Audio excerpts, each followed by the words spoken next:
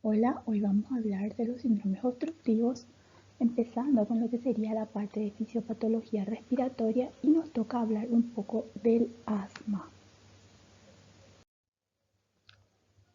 Y entre los síndromes obstructivos tenemos el asma, la bronquitis crónica y el enfisema pulmonar, en donde estos se caracterizan otra vez por ciertas cosas como en el asma hay reversibilidad. En cambio, esta reversibilidad se va perdiendo a medida que nos acercamos a la bronquitis crónica y al enfisema pulmonar, en el cual ya no es reversible, hay un daño permanente. En el tema de la producción de esputo o secreción, el asma y el enfisema prácticamente no tienen casi secreción, pero la bronquitis sí tiene bastante secreción. Y con respecto al daño alveolar, podemos ver que en el asma no hay un daño alveolar en sí, ya empieza a haber problemas a nivel de la bronquitis, pero el daño alveolar está bien marcado en el enfisema pulmonar.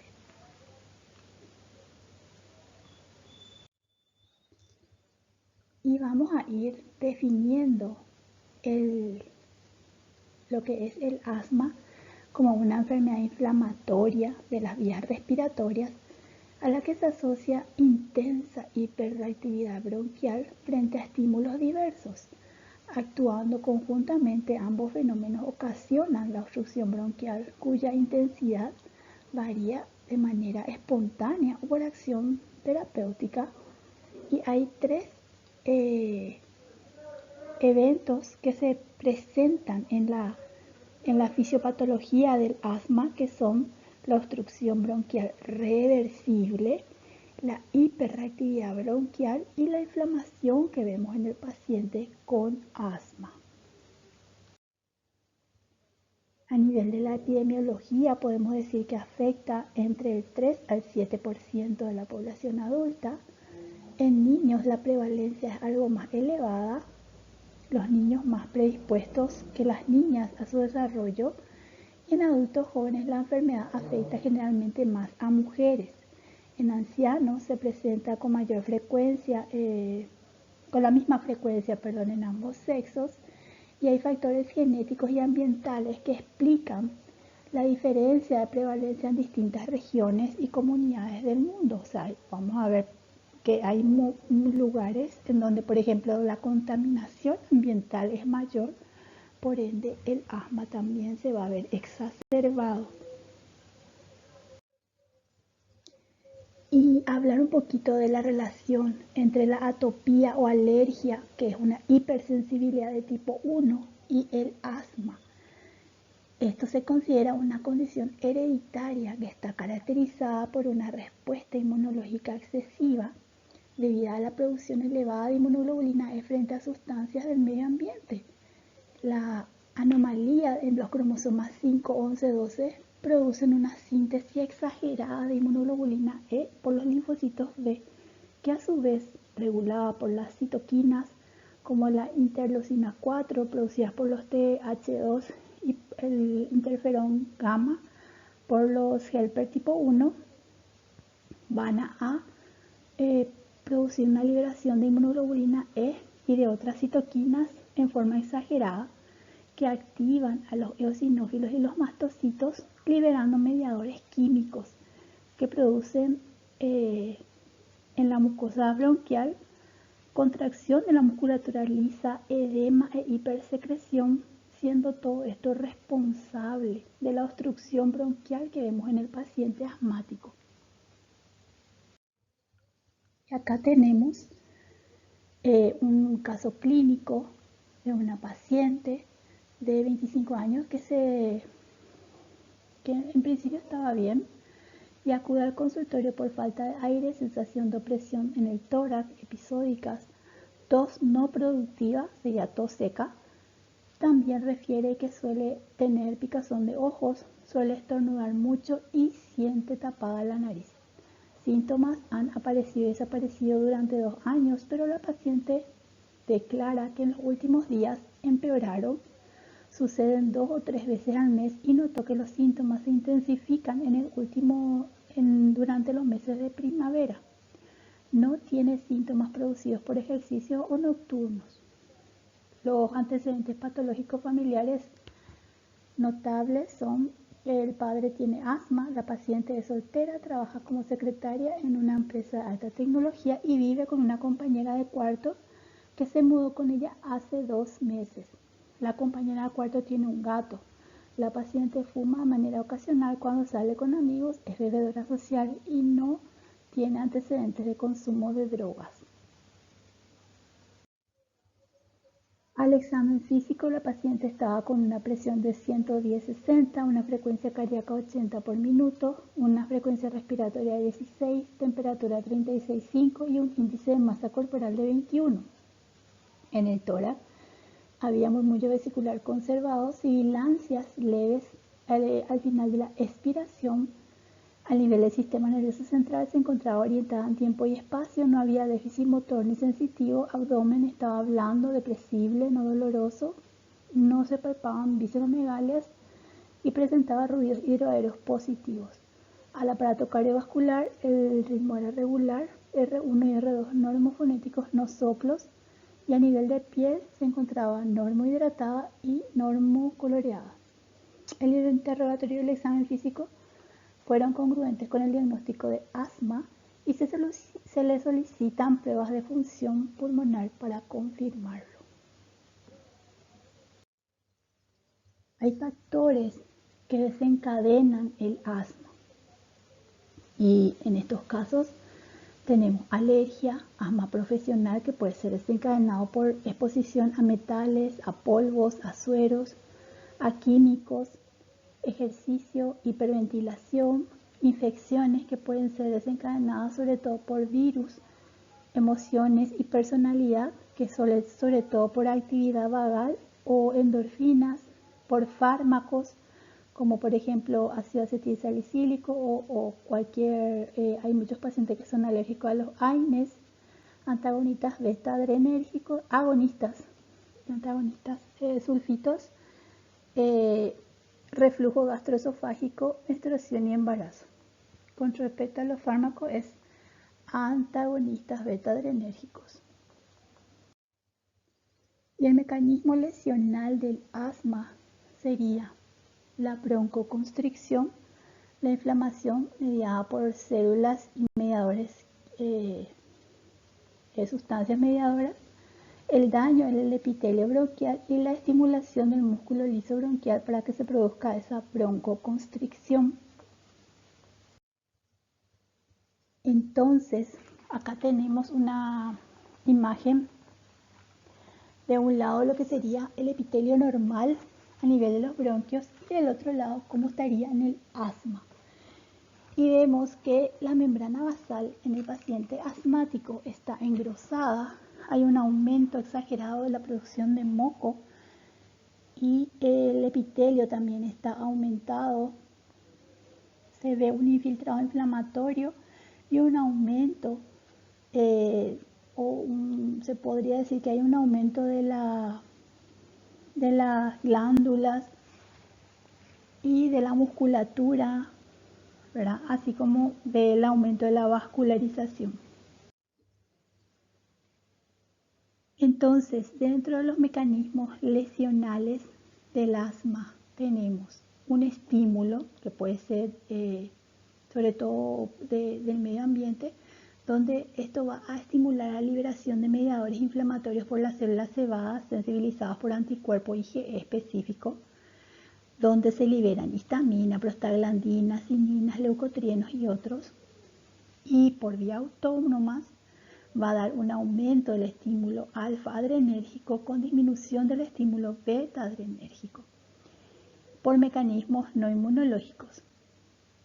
Esto va otra vez a producir una acumulación de eosinófilos y eso una contracción o contractura de la musculatura lisa bronquial, llevando a lo que conocemos como sibilancia, edema de la mucosa vasogénico y una hipersecreción mucosa.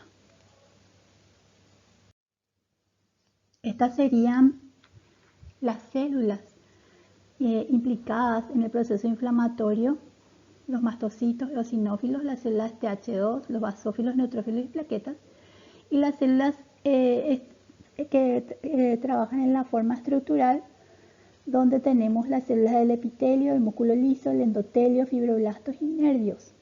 Los mediadores tenemos varios, sobre todo la histamina, los leucotrienos, los proteinoides, las cininas, adenosina, endotelina, óxido nítrico, citocinas, quimiosinas y factores de crecimiento, factor activador de las plaquetas. Y el efecto que producen estos mediadores son sobre todo el broncoespasmo, o sea, la contractura del bronquio o los bronquiolos, el exudado de plasma con secreción abundante de moco y cambios estructurales crónicos a nivel de dando un aumento de la hiperreactividad respiratoria. Entonces, acá ven como un alergeno es a través de un macrófago presentado a las células TH2 y otra vez o a células cebadas, y esto estimulan a los eosinófilos, y estos eosinófilos por activación de nervios estimulan prácticamente a que esto se produzca una reacción inmunológica importante, dando activación de nervios sensitivos, reflejo colinérgico, producción de broncoconstricción, hipertrofia, hiperplasia, vasodilatación en esa zona, fuga de plasma y edema, todo esto con hiperplasia y hipersecreción de moco. ¿Y qué es lo que cómo se va a manifestar todo esto? Y se va a manifestar con ese proceso inflamatorio en donde ven que hay un edema e inflamación importante en el bronquio del paciente asmático, con la producción de un moco espeso, no tan fluido y no tan abundante como en el paciente que tiene una bronquitis crónica, pero tiene moco, y también una broncoconstricción importante que hace que la salida de aire en ese bronquio se vea disminuida. Por eso dice pasaje de aire estrecho. Entonces, como dijimos, este estímulo va a desencadenar a la producción de una cascada que va a activar a mastocitos, macrófagos y linfocitos para que estas señales celulares, a través de citoquinas, complementos y derivados del ácido araquidónico, tengan una expresión en la superficie de las moléculas de adhesión, con una migración de células inflamatorias a la vía aérea, más activación y liberación de mediadores que serían la histamina, bradicimina, eucosinoides, prostaglandina E2, prostaglandina F2A, tromboxanos, leucotrienos, factor activador de plaquetas, y todo esto va a producir un daño epitelial con broncoconstricción y aumento de la permeabilidad vascular. Todo eso empeorado o perpetuado por la endotelina, interleucina 8, RANTE, eotoxinas, y también estimular a los linfocitos TH2 para la liberación de más interleucinas, y estimular así a linfocitos, a las células B y para producción de inmunoglobulina E, y liberar más factores de mediación que producen este daño a nivel de los bronquios. Entonces, como ven acá, todo esto estimula el alergeno, vamos a decir, sobre todo activa a los eosinófilos, y estos otra vez expresan a nivel sanguíneo moléculas de adhesión que van a llevar a que más células inflamatorias lleguen al lugar del bronquio y se produzca la degranulación de estos eosinófilos y mastocitos para que se active esta crisis, vamos a decir, asmática. Entonces, la inflamación de las vías aéreas se ve sobre todo por la hiperreactividad bronquial a través de los mediadores que tienen que son causados por las células inflamatorias y las células estructurales, dando otra vez síntomas o efectos. Los efectos serían el broncoespasmo, el exudado, la secreción de moco. Y eso, el efecto, ¿cuál sería? La tos, la sibilancia, la sensación de opresión retroesternal y disnea, que era todo lo que tenía nuestra paciente. A nivel del epitelio, como dijimos, los alergenos, virus, se producen estimulación o producción de moléculas de adhesión, receptores de factores de crecimiento a nivel de las células del músculo liso y miofibroblastos, dando así una cooperación de células locales que hace que se liberen las citoquinas, los mediadores, y produciendo así más daño o hiperreactividad bronquial. Y esto se puede frenar mediante el tratamiento con medicamentos antiasmáticos. Los linfocitos, que como dijimos, tienen un papel importante, sobre todo en la presentación de antígeno anticuerpo para la producción y estimulación de más inmunoglobulina E y así activar más eosinófilos y el epitelio en sí. Y los mastocitos, que producen las metaloproteinasas o inhibidores de la metaloproteinasa, radicales libres, factores de crecimiento, enzimas, citoquinas y metabolitos de ácido araquidónico, que todos estos van a producir cambios en la matriz extracelular, destrucción tisular, remodelado, distorsión y activación celular, y sobre todo los leucotrienos y los tromboxanos van a dar una vasodilatación, broncoconstricción eventualmente, ¿verdad? Los macrófagos, como dijimos, ellos son sobre todo presentadores de antígenos y nos van a dar a través de estos alergenos, neuropeptídeos o adenosinos, van a darnos liberación de histamina, proteoglicanos, proteasas, interleucinas y estimulación de más linfocitos y prostaglandinas y leucotrienos para la producción de broncoconstricción y vasoconstricción a nivel bronquial. A nivel de la matriz extracelular hay un engrosamiento en láminas reticulares, los factores de crecimiento como el factor de crecimiento beta, el factor de crecimiento derivado de las plaquetas, endotelina y factor de crecimiento de fibroblastos están involucrados en este engrosamiento y los componentes de la matriz extracelular pueden activar las células epiteliales. El músculo liso, a través del exceso y de acumulación de estas células, es una de las características también que destaca, donde da un remodelado de la pared de las vías aéreas. Las células del músculo liso de la vía aérea puede ser también una fuente de mediadores inflamatorios como las citoquinas, quimiosinas, y dando así también este remodelado, que esa pared bronquial esté como hipertrofiada, hay un aumento de la musculatura, entonces eso hace que se hipertrofie ese bronquio. Y a nivel de los nervios tenemos las vías alfa adrenérgicas y colinérgicas, la vía noradrenérgica y non colinérgicas, que son vías neuronales y neuromediadores como la bradicinina, neurocinina, péptido intestinal vasoactivo y la sustancia P, que también intervienen aparte de las alfa-adrenérgicas.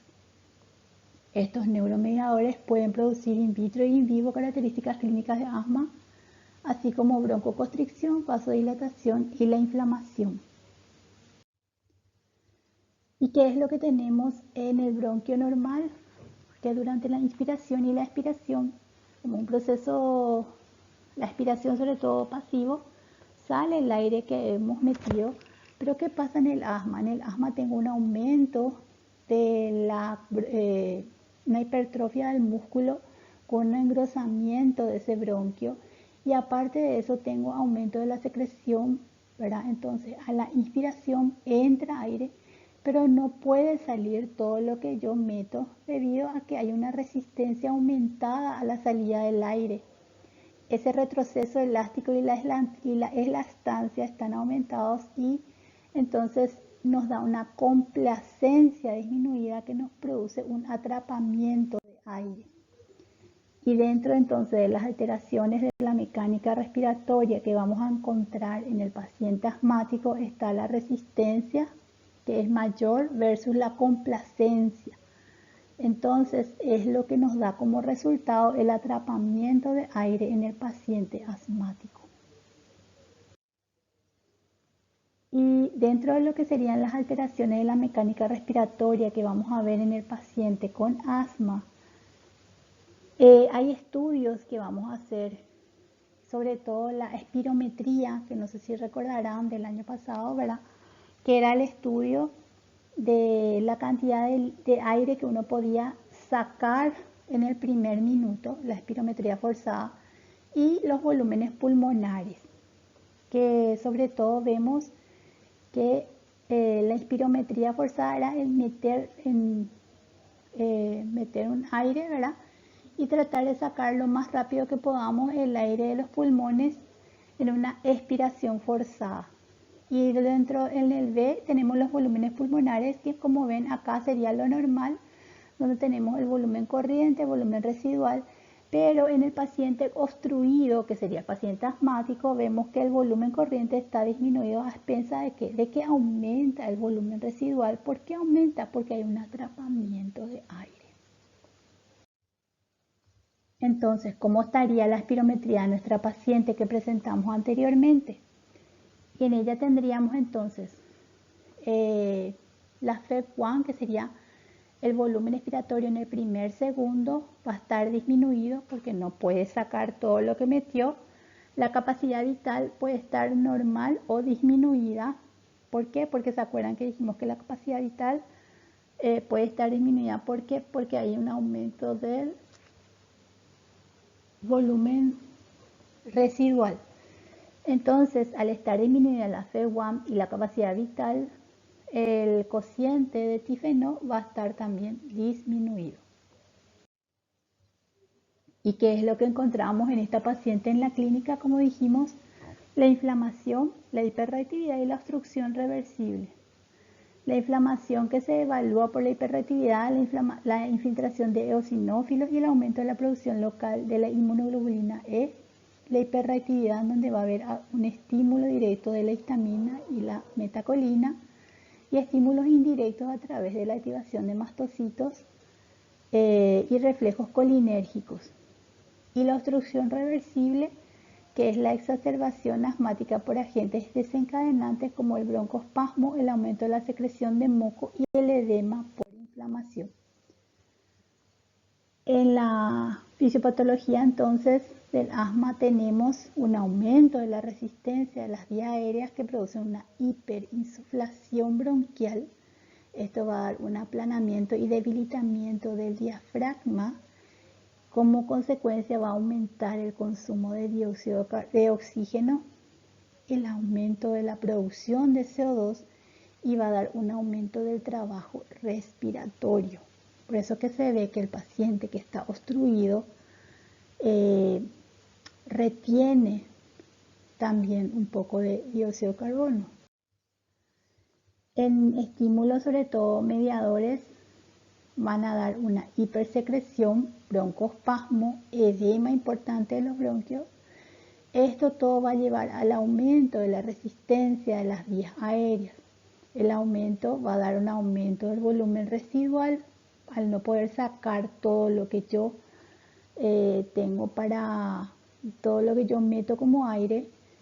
Queda entonces ese aumento de la resistencia, va a dar un aumento del volumen residual, un aumento del trabajo respiratorio y un desequilibrio en la ventilación, perfusión, aumentando posiblemente mi espacio muerto.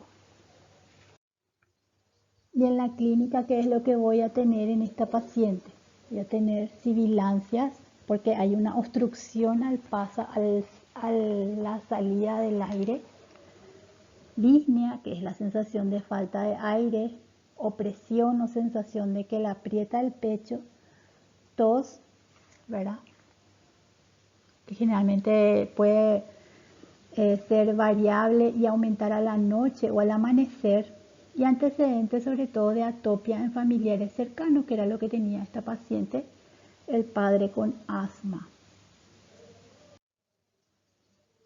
La disnea, como les dije, y sensación de estrechez en el tórax se debe sobre todo al esfuerzo muscular aumentado por vencer la resistencia alta de las vías respiratorias, hiperinsuflación bronquial por la disminución de la adaptabilidad pulmonar y el aumento del trabajo respiratorio con respuesta a los nervios sensitivos del tórax y la sensación de estrechez o disnea.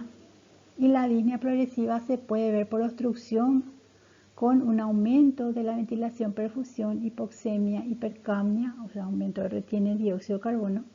Esto estimula los quimiorreceptores periféricos y centrales y produce un aumento de la frecuencia respiratoria que nos va a llevar a un aumento del trabajo muscular y fatiga de los músculos respiratorios a la larga.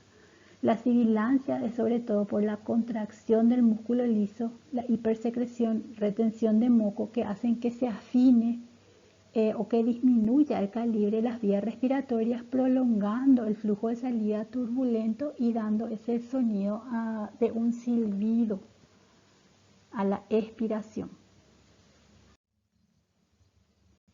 Y al examen físico, entonces, sibilancias difusas, polifónicas, expiratorias, y según la intensidad pueden estar ausentes, leves o habituales, con el aumento de la hiperinsuflación pulmonar.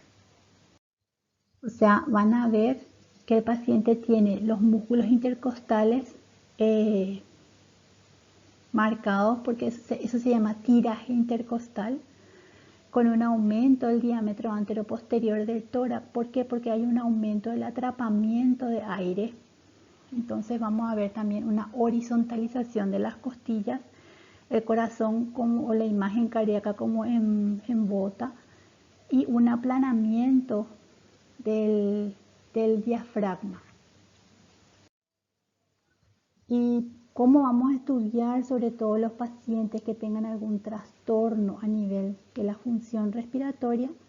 Podemos hacerlo a través de pruebas de la mecánica respiratoria, pruebas del intercambio gaseoso o pruebas del ejercicio. Entre las pruebas de la mecánica respiratoria tenemos la espirometría y la pletimografía. Entre las pruebas del intercambio gaseoso, la difusión pulmonar de monóxido de carbono, gasometría arterial y oximetría de pulso. Y entre las pruebas de ejercicio tenemos la prueba de caminata de 6 minutos. Pero lo que nosotros más usamos hoy en día es sobre todo la espirometría y la gasometría arterial y la oximetría de pulso. Entonces, en la exploración de la función respiratoria, la medida de la función ventilatoria es sobre todo medir los volúmenes pulmonares estáticos a través de la espirometría y en condiciones dinámicas mediante la espirometría forzada, donde tenemos los flujos expiratorios frente al tiempo, o sea, expirar en forma forzada en todo lo que se pueda en un tiempo corto, ¿verdad? La curva de flujo-volumen que representa los flujos expiratorios frente al volumen, y si se presentan flujos durante un esfuerzo inspiratorio máximo constituyen el asa flujo-volumen, que es el que nos va a decir qué tipo de patrón tiene este paciente, si es un patrón obstructivo, restrictivo o mixto. La exploración de la función del intercambio de los gases, sobre todo la tenemos mediante la transferencia de monóxido de carbono por el método de respiración única y el análisis de la presión parcial de oxígeno y dióxido de carbono, bicarbonato y pH sanguíneo mediante la gasometría arterial. También tenemos la determinación de las relaciones de la ventilación-perfusión mediante la técnica de gases inertes múltiples, pero lo que más se usa hoy en día es la gasometría arterial. Y acá al lado tenemos los valores normales de la gasometría, en donde ustedes recordarán que el pH normal sería entre 7,35 y 7,45. La presión parcial de dióxido de carbono va entre 35 y 45 milímetros de mercurio la presión parcial de oxígeno entre 80 y 100. El bicarbonato, su valor va entre 22 y 26 mil equivalentes por litros y la saturación de oxígeno normal sería entre 95 a 100. Acá tenemos la curva flujo-volumen, que es la inspiración en forma redondeada y luego la expiración, en donde lo que nosotros más medimos es, sobre todo en la espirometría, cómo se presenta esa aspiración, la flujo de expiración máximo en el primer segundo, que es lo que llamamos FEV1, ¿verdad?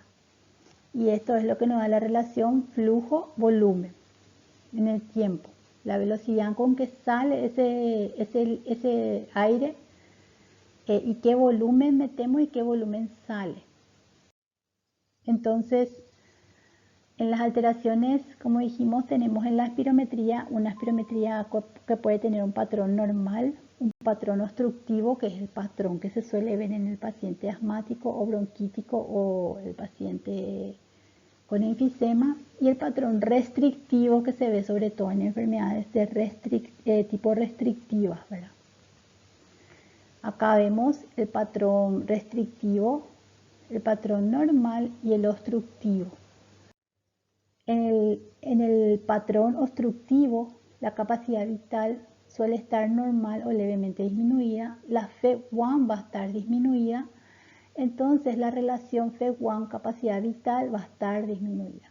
En cambio, en el restrictivo, como la FEV1 y la capacidad vital están disminuidas los dos en igual medida, esta relación de TIFE-NO suele ser normal, ¿verdad? Eso se ve en el restrictivo.